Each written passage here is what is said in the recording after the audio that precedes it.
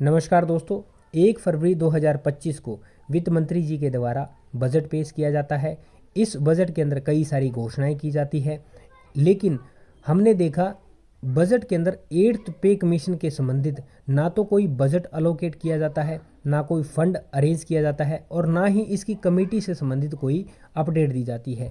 तो क्या बजट में इस तरह की कोई अपडेट ना आना 8th पे कमीशन के गठन को लेट कर सकती है या इसकी अपडेट के अंदर कुछ डिले हो सकता है? आइए इस विषय में जानते हैं। बजट की बनाने की जो कमेटी बैठती है या जो बजट के सदस्य बैठते हैं, मेंबर्स बैठते हैं, एक्सपर्ट्स बताते हैं कि बजट पेश होने से लगभग 3 मंथ्स बिफोर, 3 महीने पहले ये सदस्य, ये मेंबर्स बैठ जाते हैं।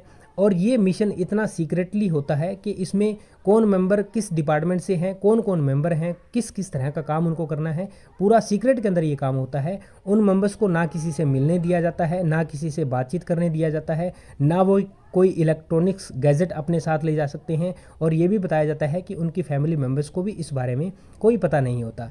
अगर इस बारे में कोई थोड़ी सी इन्फॉर्मेशन लीक हो जाती है तो ये बहुत ही घातक सिद्ध हो सकती है देश की अर्थव्यवस्था के लिए, इसीलिए ये मिशन सीक्रेट होता है।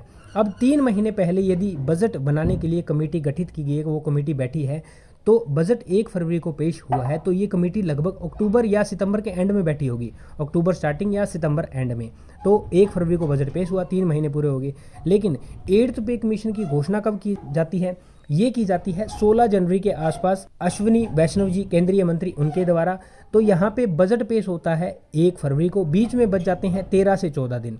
और इस बीच में अगर 8th पे कमीशन के लिए कोई बजट अलोकेट किया जाता, क्योंकि वो सारा सिस्टम जो उनका था वो उनके हिसाब से चल रहा था, बजट कमेटी के हिसाब से, तो इसमें इसके लिए बजट अलोकेट करना एक जल्दबाजी हो जाती, ऐसा एक्सपर्ट बताते हैं। दूसरा, उनके द्वारा ये बताया गया है कि जो 8th पे कमीशन है उसका जब बजट आएगा उसको 2026-27 के बजट के अंदर अलोकेट किया जाएगा। एक चीज़ यहाँ पे और है कि जो 8th पे कमीशन है, क्या उसके अंदर डिले हो सकती है? बजट में घोषणा नहीं की, उसको तो हमने समझ लिया, उसके अंदर बजट के संबंधित डिले नहीं होगा।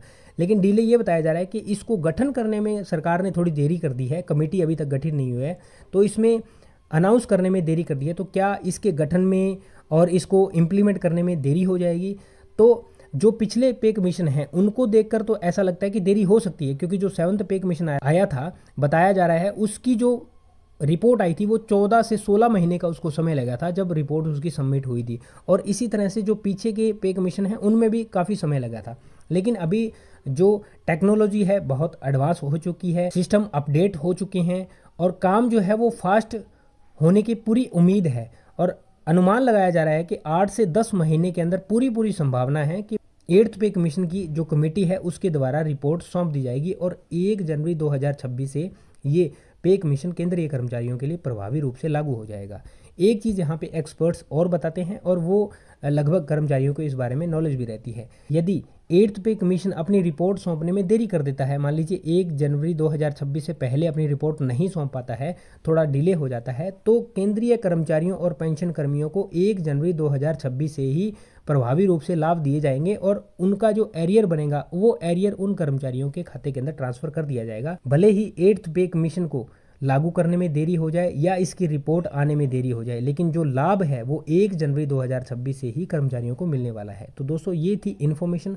हमने बजट के अंदर 8th पे कमीशन की इन्फॉर्मेशन के रिगार्डिंग जाना और उसकी डिले के संबंध में हमने जानी, क्योंकि आजकल का जो ट्रांसफॉर्मेशन है वो काफ़ी एडवांस हो चुका है। तो एडवांस लेवल की टेक्नोलॉजी आ चुकी है, जो काम है वो भी एडवांस लेवल में डिजिटली हो रहे हैं। तो पूरा अनुमान है कि इसकी देरी न के बराबर होगी। ये थी इन्फॉर्मेशन। उम्मीद करता हूँ जानकारी समझ पाए होंगे।